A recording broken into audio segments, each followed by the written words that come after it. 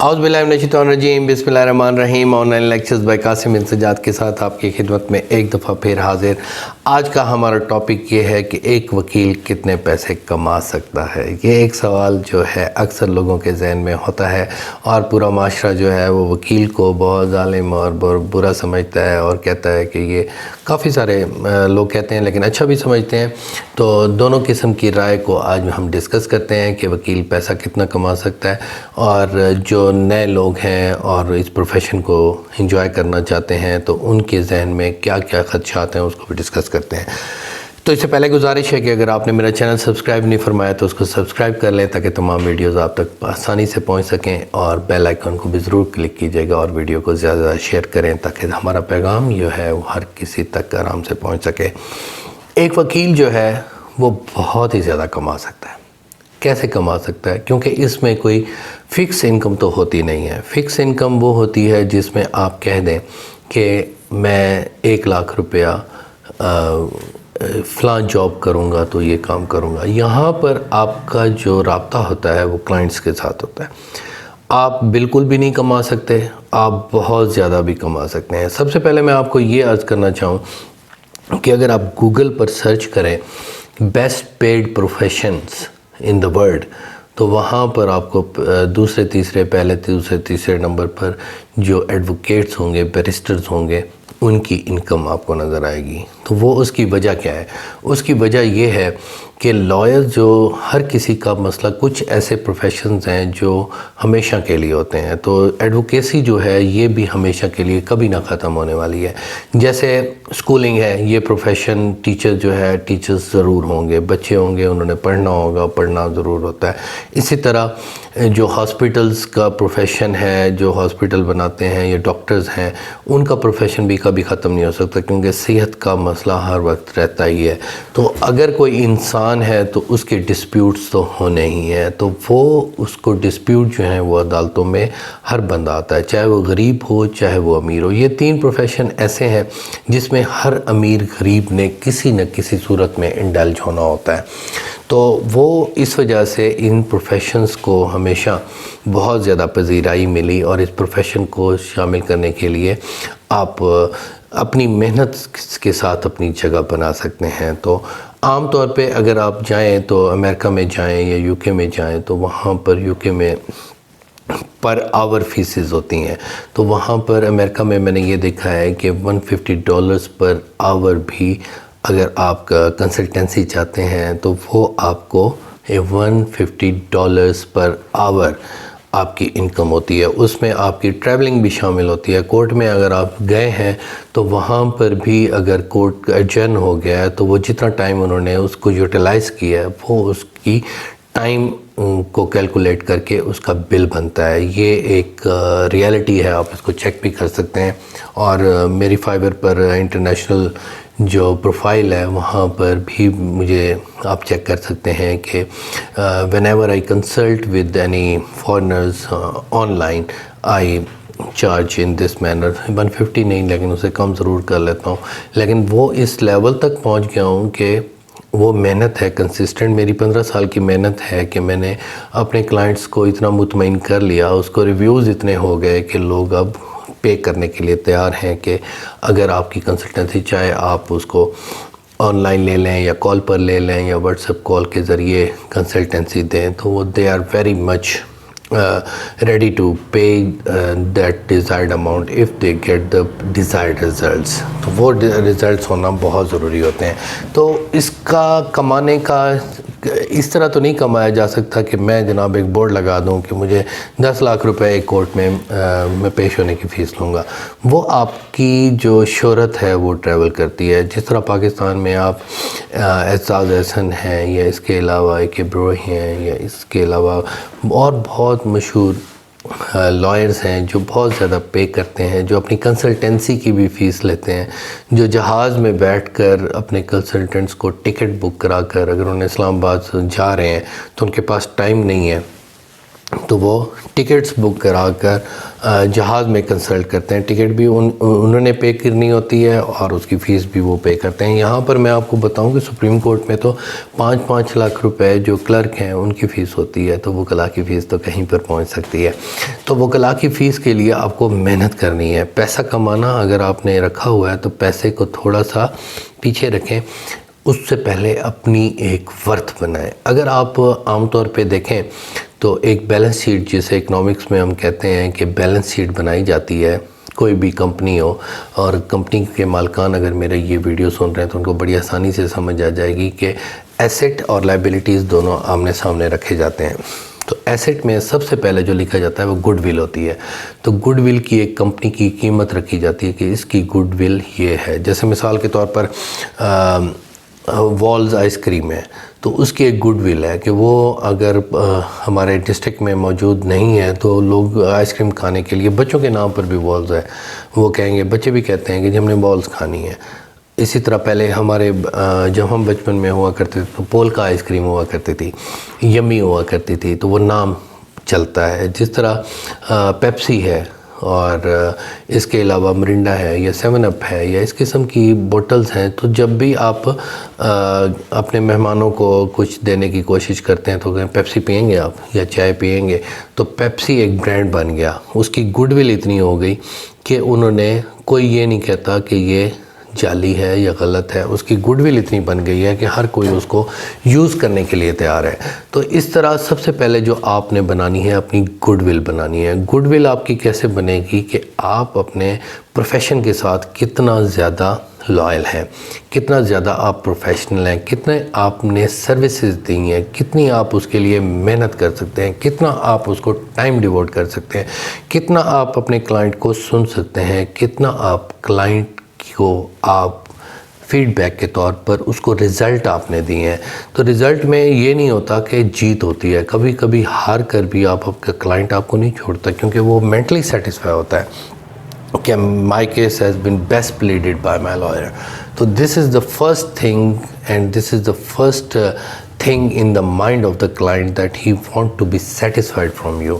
وہ سیٹسفیکشن آپ نے اس کو کیسے دینی ہے وہ آپ کا کام ہے. میں آپ کو جتنا بھی بتاؤں آپ کو شاید میں نہ کنونس کر سکوں کہ آپ اس کو کس طریقے سے کنونس کریں گے. کنونس کرنے کا اس کے ساتھ آپ مینٹلی اٹیچمنٹ جو آپ کی ہوگی وہ بہترین ہوگی. اس کی مینٹل اٹیچمنٹ کی وجہ سے آپ اس کے ساتھ ایک تعلق بنائیں گے اور پھر وہ آپ کو ہمیشہ پے کرنے کے لیے تیار رہے گا. تو اس طرح آپ پیسہ تو بہت کما سکتے ہیں. پیسہ کمانے کے لیے خدا نخواستہ دوسری پارٹی بھی رابطہ آپ سے کر لیتی ہے. آپ نے 1 لاکھ فیس لی ہے, دوسرے کا 10 لاکھ آپ کو دیتا ہوں, آپ اس کیس کو تھوڑا سا ادھر ادھر کر دیں, تو وہ آپ کی گڈ ول گئی, وہ 10 لاکھ بس پھر آپ کی وہی انکم ہوگی. پھر آپ کا جو معاشرے میں نام ہو جائے گا, وہ کلائنٹ بتائے گا, اس نے کہا جی وکیل صاحب تو اسی جا کے انہوں نے مول لے لیا, وہ تو مسئلہ ہی نہیں ہے کوئی. ہاں اگر کوئی آپ کو خریدنے کے لیے آیا اور آپ اسے کہیں کہ میں بکنے والا نہیں ہوں, تو میرے پاس ایسے لوگ پھر واپس آئے, انہوں نے اپنا کیس مجھے دیا اور منہ مانگی فیس دی کہ کہا کہ ہم نے آپ کو خریدنے کی کوشش کی, ہمیں یہ صرف پتہ چل گیا کہ آپ بکنے والے نہیں ہیں, ہم نے بڑی کوشش کی آپ کو خریدنے کی کوشش کی, لیکن ہم آپ کو خرید نہیں سکے. اب ہمیں تسلی ہے کہ اگر آپ ہمارا کیس لڑیں گے تو جس طرح آپ نے ہمیں ڈیل کیا, ہمارے مخالفوں کو بھی آپ اسی طریقے سے ڈیل کریں گے, تو یہ ایک گڈ ول ہوتی ہے. پھر وہ آپ کو پیسے دینے کے لیے تیار ہو جاتے ہیں. کبھی کبھی یہ ہوتا ہے کہ ان کو ڈیزائر ریزلٹس بھی نہیں ملتے, تو اتنی فیس ہونی چاہیے جس سے دوسری پارٹی جو ہے, آپ کا جو کلائنٹ ہے وہ مطمئن ہو. آپ اس سے اتنی زیادہ فیس مانگنے, وہ جب دے ہی نہ سکے تو وہ کیا آپ کے لیے جائز ہے. ہاں اگر آپ کا وکیل آپ سے کم فیس مانگ رہا ہے تو آپ اس کو زیادہ بھی دے دیں. اکثر میرے ساتھ ایسا ہوا, کچھ کلائنٹس کچھ آتے ہیں جن سے میں نے فیس مانگی, جتنی بھی مانگی انہوں نے اسے بڑھ کر دے دی. انہوں نے کہا وکیل صاحب دس از دا فیس, یہ ایڈوانس ہو گئی جناب, آپ اپنے پاس رکھیں, اور بھی ضرورت ہے تو بتائیں, ہمارا مسئلہ نہ ہو, ہم آئیں گے اپنی مرضی پر, جائیں گے اپنی مرضی پر, آپ کو جب ہمیں ضرورت ہو تو 1 دن پہلے ہمیں بتا دیجیے گا, ہم آ جائیں گے. تو ہمارا ٹائم بھی ضائع نہ ہو, آپ کا ٹائم بھی ضائع نہ ہو, آپ اس پر محنت کریں, پیسے کو آپ نہ دیکھیں, ہم دیکھتے رہیں گے. تو وہ آپ کی گڈ ول تھی. اور ایسا کلائنٹ جو آپ کو یہ کچھ کہہ کر چلا جائے تو اس کے لیے آپ محنت کریں. کیونکہ یہ آپ کے پروفیشنلی، آپ سب سے پہلے آپ نے اپنا پروفیشن شو کرنا ہے، آپ نے اپنی پروفیشن میں بیٹھنا ہے، وہاں پر آپ انوالو ہوں آپ کے اندر. اور سب سے بڑی بات یہ ہے کہ جتنا بھی چاہے لے مین ہو، جتنا بھی سادہ ہو، جب آپ کورٹ میں جاتے ہیں تو وہ آپ کی تمام باتوں کو نوٹ کر رہا ہوتا ہے اور دیکھ رہا ہوتا ہے کہ یہ شخص جو میرا وکیل ہے اس کی نو ہاؤ کتنی ہے اور اس کو جج کیسے ٹریٹ کر رہے ہیں. وہ اگر آپ کی گڈ ول اچھی ہے، اگر آپ نے جج کا نام نہیں بیچا ہوا، آپ نے عدالت کا نام نہیں بیچا ہوا، اور جج کو یہ پتہ ہے کہ یہ جو لائر ہے لا نوئنگ پرسن ہے، اگر اس کا کیس میں نے کسی وجہ سے غلط طریقے سے بھی خارج کر دیا تو کل ہائی کورٹ میں اس نے جانا ہے یا سپریم کورٹ تک یہ چلا جائے گا، اور حق حاصل کرنے کے لیے یہ کسی بھی لیول تک جا سکتا ہے. اس میں آپ کوئی ایروگنٹ قسم کے لائر بھی مشہور نہ ہوں کہ یہ جناب لڑ پڑتے ہیں، جھگڑ پڑتے ہیں. ججز اکثر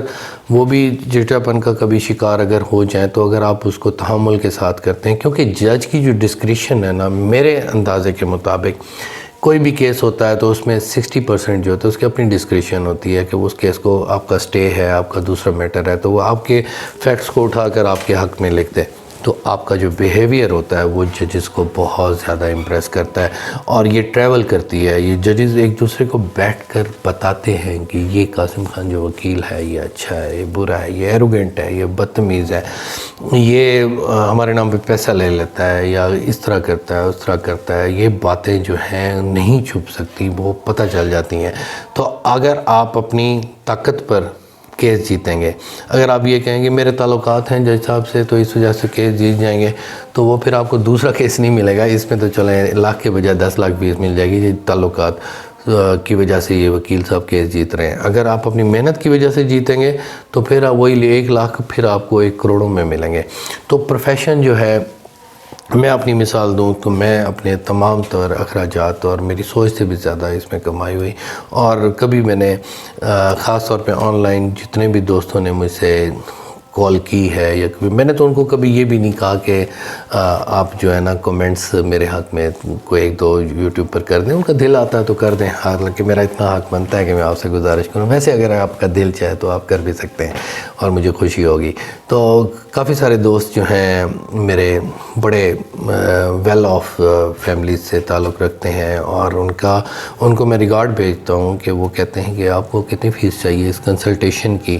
خواتین کرتی ہیں اور نوجوان بچیاں جو اسٹوڈنٹس ہیں وہ بھی کرتی ہیں. تو this is my good will that I am not charging anything from them, it's just for the consultation. کہ وہ میرا مشورہ ایک امانت ہے، میں نے دے دیا، تو وہ اگر اس میں کوئی بغض تو نہیں کیا. ہاں اگر میں فیس لینا چاہوں تو لے بھی سکتا ہوں، میں کہہ بھی سکتا ہوں کہ میں اتنی فیس چارج کروں گا. لیکن اگر کسی کو میری صرف 1 یا 2 منٹ کی بات پر ہی اس کو بہت کچھ مسئلہ ہی کسی کا حل ہو جائے. کافی سارے لوگوں نے تو اپنی زمینیں خریدنا ہی میرے لیکچر کے بعد سٹارٹ کر دی، اور کافی سارے دوست ایسے بھی ہیں جو لاکھوں کروڑوں کی جائیدادیں حاصل کر چکے ہیں میرے 1-2 مشورے کی وجہ سے. شاید وہ کوئی اور بھی ان کو بتا دیتا ہے، میں خیر ان کا وسیلہ بن گیا، میرے لیے یہ بڑی عزت ہے. تو یہ کہنا چاہتا ہوں کہ آپ کتنا وکیل کما سکتا ہے. وکیل پیسہ تو بے انتہا کما سکتا ہے، وہ تو آپ کو میں نے بتا دیا.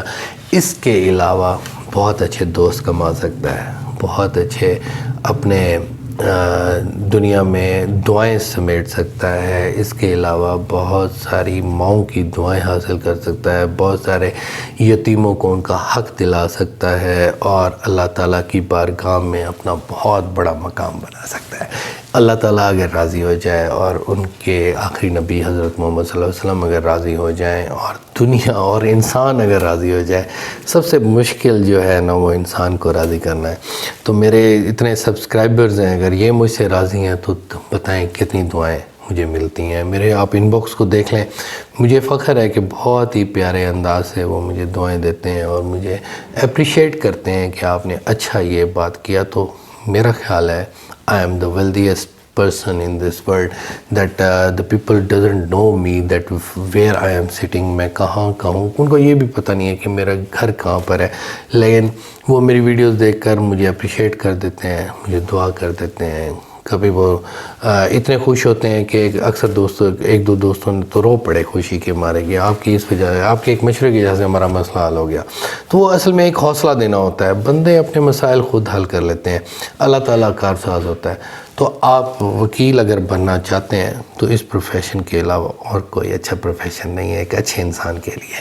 اگر آپ یہ بنیں گے تو آپ بہت کمائیں گے, پیسہ بھی کمائیں گے, شہرت بھی کمائیں گے, عزت بھی کمائیں گے, مقام بھی کمائیں گے, اور دنیا اور آخرت بھی کمائیں گے. یہ سب کچھ تھا میں جو آپ کو بتانا چاہتا تھا کہ وکیل کیا کچھ کما سکتا ہے. وکیل یہ سب کچھ کما سکتا ہے. آپ کی دعائیں میرے لیے ہمیشہ ایسے رہیں گی. اللہ تعالیٰ آپ کا حامی و ناصر ہو. اللہ حافظ.